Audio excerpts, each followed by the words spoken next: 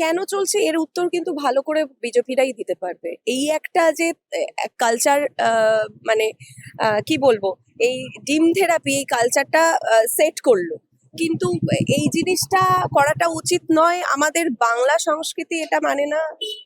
এটা কোনোদিন দেখে আসেনি গত 15 বছর ধরে যে এরকম ডিম থেরাপি হবে, কাদা ছোড়াছুড়ি হবে, ব্ল্যাক প্রোটেস্ট থাকতেই পারে, বিরোধী পক্ষ থাকবে, এটাই তো স্বাভাবিক গণতান্ত্রিক দেশে। আর আমরা বিরোধিতা করব বা সরকারের এগেনস্টে বলবো, কোথাও কোনো কিছু মনে হলে সেটা তো স্বাভাবিক। সেখান থেকে দাঁড়িয়ে বর্ষিয়ান নেতা আমাদের সৌগত দায়ের ওপরে হয়েছে, কুণাল দার ওপরে হয়েছে, আমাদের বিভিন্ন কর্মী, তাদেরকে মানে আক্রমণ করা হচ্ছে, তাদের বাড়ি ঘরদোর ভেঙে দেওয়া হচ্ছে, তাদের উপরে নোংরা আক্রমণ করা হচ্ছে, এবং তাদের তাদের শুধু তাদের পরিবারকে অ্যাটাক করা হচ্ছে। এটা কি ধরনের রাজনীতি? এটা এটা বাংলার সংস্কৃতি নয়, বাংলার কালচার নয়।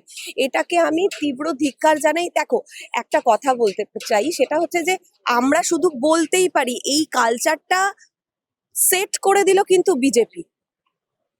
বিজেপি সেট করলো, এবং বিজেপির নেতাদেরকে এটা বুঝতে হবে। এটা বাধা দেওয়ার দায়িত্ব একমাত্র বর্তায় বিজেপির নেতাদের।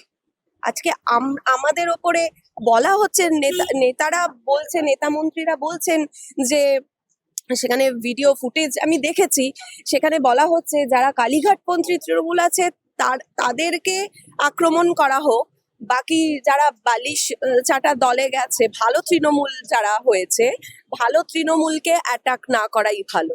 এটা কি ধরনের কথাবার্তা? একজন মন্ত্রীর মুখে তো এই ধরনের কথাবার্তা মানায় না। আজকে তুমি মন্ত্রী হয়েছো, আজকে তুমি নেতা হয়েছো কিসের জন্য? দেশের এবং দশের সেবা করবে বলে।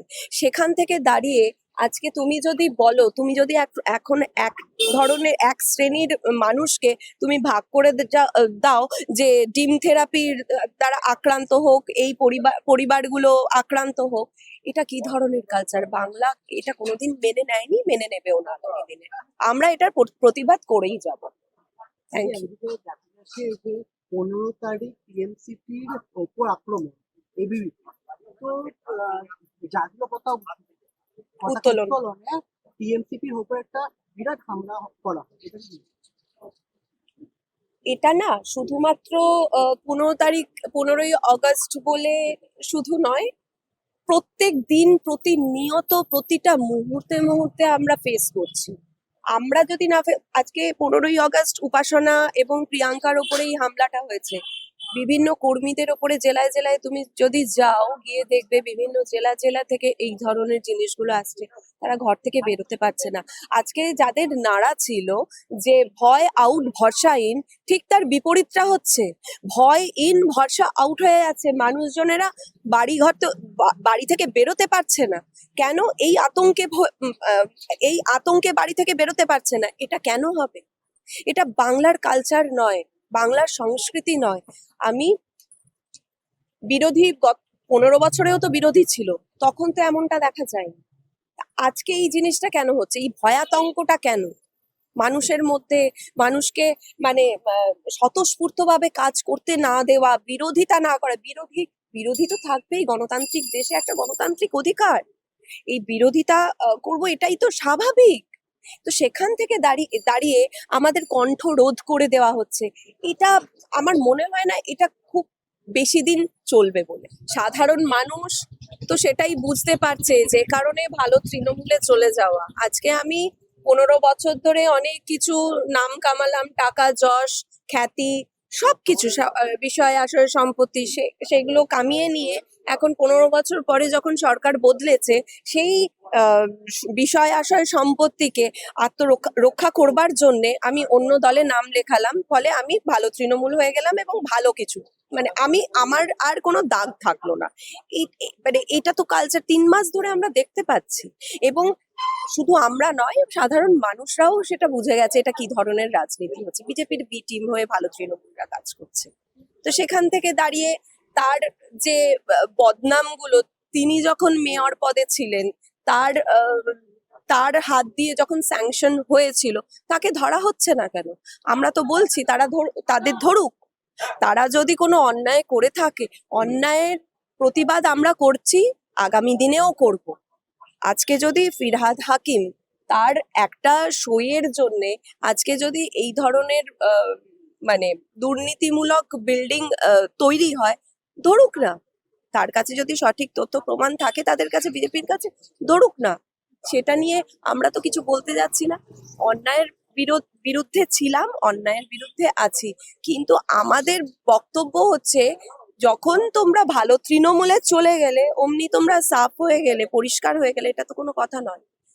আজকে যদি 15 বছর ধরে ফিরহাদ হাকিম এই জিনিসগুলো করে থাকে, তাকে ধরা হচ্ছে না কেন? তাকে প্রশ্ন করা হোক যে আপনার আমলে হয়েছে, আপনি যখন মেয়র ছিলেন। মোহাম্মদ রফিকুর রহমানকে দেখা যাচ্ছে কালীঘাট তৃণমূলে প্রায় বদলের 2 সপ্তাহ মাথায় রফিকুর রহমান ভালো তৃণমূলে চলে গেছে এবং তারপরে ফিরে এসছে। এটা তোমরা কি accept তসিফ করবে? তসিফ হ্যাঁ, না না, দেখো, সেটা তো শীর্ষ নেতৃত্বই ঠিক করবে কাকে অ্যাকসেপ্ট করবে, কাকে অ্যাকসেপ্ট করবে না। এবং আমাদের কাছে এই ইনফরমেশনটাও আছে যে অনেক প্রেসার দেওয়া হচ্ছে, অনেকে প্রেসারে পড়ে ওখানে, ফিরে আসছে। অনেকে প্রেসারে পড়ে ওদিকে নাম লেখাচ্ছে, যাদের ধরো কোনো উপায় নেই, সেরকম অনেকেই রয়েছে যারা ফিরে আসতেও চাইছে। এবার আমাদের কাছে অনেকের নাম আছে, আমি এখন ডিসক্লোজ কারণ আমি মুখপাত্র নই যে এটা ডিসক্লোজ করবো। উচ্চ নেতৃত্বরা আছেন, মুখপাত্ররা রয়েছেন, তারাই এই নিয়ে কথা বলবেন। কিন্তু আমি এইটুকুই বলতে চাই যে অনেক প্রেসার পলিটিক্স খেলা হচ্ছে, প্রেসার দিয়ে ওই দলে নাম লেখানো, বা 21শে জুলাই যেটা আমরা সকলেই দেখেছি, সেটা হচ্ছে 21শে জুলাই অনেক রকম ভাবে প্রেসার দিয়ে ওইদিকে সাধারণ মানুষকে ওইদিকে নিয়ে যাওয়া, বালিশ তৃণমূলে, ভালো তৃণমূলে নিয়ে যাওয়া, এই জিনিসগুলো ঘটেছে। কিন্তু সাধারণ মানুষ, অনেক ক্লিপিংসও আমরা দেখেছি যে সাধারণ মানুষরা হয়তো, তারা কলকাতার বিশেষ রাস্তাঘাট চেনেন না, তারা হয়তো ভুল করে চলে গেছেন, আবার কিন্তু দিদির দিকেই ফিরে এসেছেন। কালীঘাটপন্থীর দিকে 21শে জুলাই যেদিকে হয়েছিল, যেখানে হয়েছিল, সেখানেই ফিরে এসেছিলেন। তার মানে কি দাঁড়ায়? তার মানে দাঁড়ায় এটাই যে আসল তৃণমূল কে, এটা প্রমাণিত 21শে জুলাইয়ে। সুতরাং এর থেকে আর বেশি আমি কিছু বলবো না, সময় বলবে। 28 আগস্ট ছাত্র পরিষদের একদম প্রতিষ্ঠা দিবস, সেদিনকে বিশাল বড় একটা সভা হতে চলেছে এবং যে ভালো তৃণমূল নেতারা তারাও দাবি করছে তারাও নাকি সেখানে আপনার সেখানেই করবে, এমনকি তারা নাকি ঠিকও করে নিয়েছে, কিন্তু আপনাদের পারমিশন দেওয়া হচ্ছে। দেখো, এই জিনিসটা তো বলবো যে এখন সরকার বদলেছে 3 মাস, পুরো আইন প্রশাসন ব্যবস্থা পুরোটাই ওদের নখদর্পণে, মানে আইন ব্যবস্থা বলো বা প্রশাসন বলো, সবটাই ওদের অঙ্গুলি হেলনে কাজ করছে। সুতরাং আমরা 21শে জুলাইও অ্যাপ্লাই করেছিলাম গান্ধী মূর্তির যেখানে আমাদের হয় সেখানে, কিন্তু সেখানে পারমিশনটা দেওয়া হলো না, ওদেরকে দেওয়া হলো। এবার সেটাও অন্যথা হবে না 28শে অগস্ট। আমরা জানি, আমরা নিশ্চিত আমাদেরও সেই হয়তো পারমিশন দেওয়া হবে না, সেই প্রেশার গেমই খেলা হবে।